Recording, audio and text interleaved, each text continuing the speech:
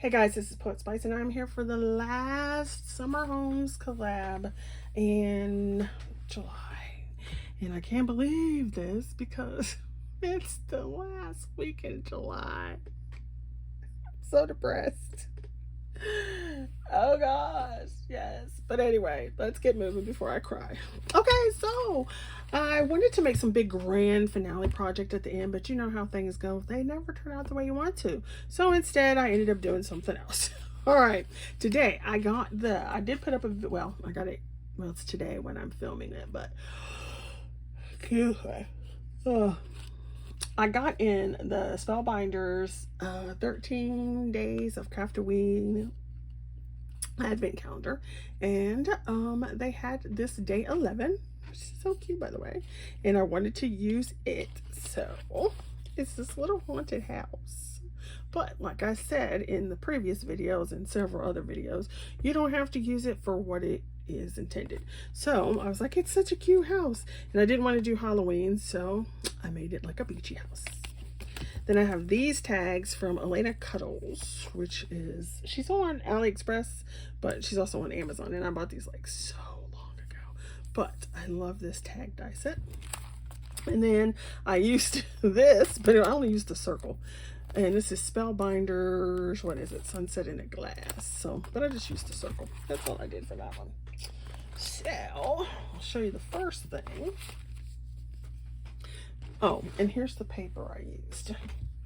I just got this from HSN, the craft day, and it was one of those kits from American Crafts, I think. And so I was like, it's summery beachy, I'm going to use this paper. So there you go. And then, of course, some scraps and stuff from my stash.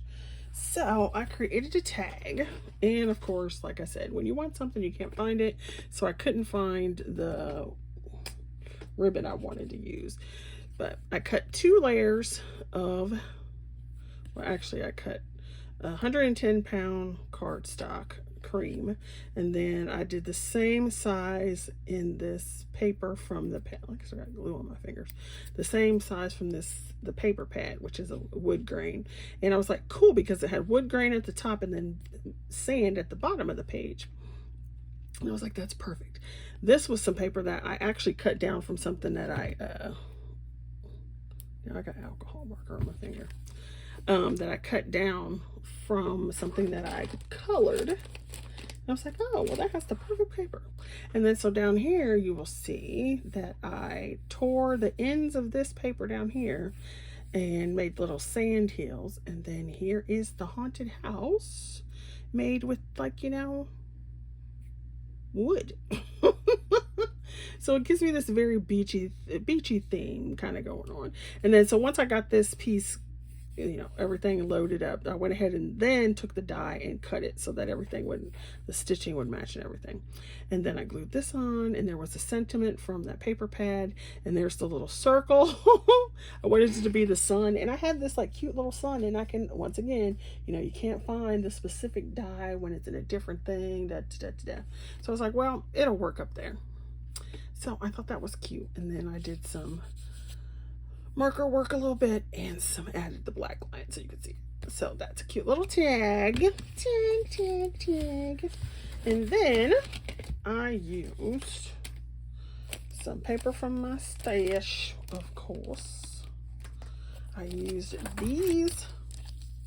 I don't even know. Irregular, tattered, whatever. And these were Spellbinders from way back in the day. So I used those. And I used the large die. Actually, I could actually do this as a, what you call it? Crack the vault, because I hadn't used this one yet.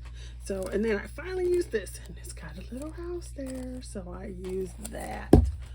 And then I used, like I said, papers from my stash, as well as, excuse me, as well as that, what you call it?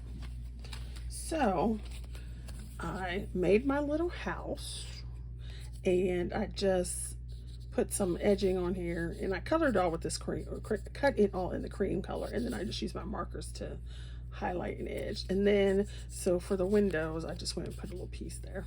So I had that ready, and I was like, well, I don't know what color I want to do the door, yada, yada, yada. So I just put it there, and I was like, well, I need to make the books. So I made this one, Sewgoodall. I didn't end up using that one, obviously.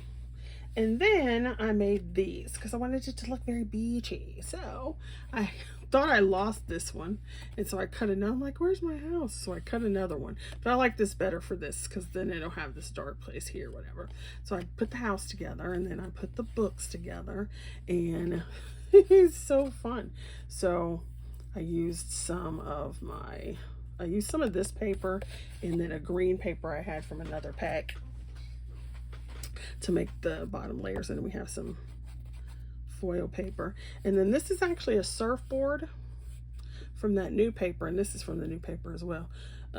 Actually, these two backings are from that newspaper, and that I cut it out of this page. And then here you go. So I stuck the house behind there, and then it's on this little piece here. I didn't make a card, but I made a front page, you know, like a thing you could put on a card, because I didn't know what I wanted to do with it. I might just put it in my journal because I think it's so cute. Look at it. So cute. Now, once again, I'm going to give this little tip. So this paper was surfboard paper. So let me show you what it looks like in this paper pad. Actually, you can see it right here. Well, you can see the strip. Okay, so see this right here? And I could take it out because this is the piece I used. So it has these surfboards on this side and this, I don't know what you want to call it. So what I just took the die and cut it. Since I put the die, I'm just gonna take this book one over here.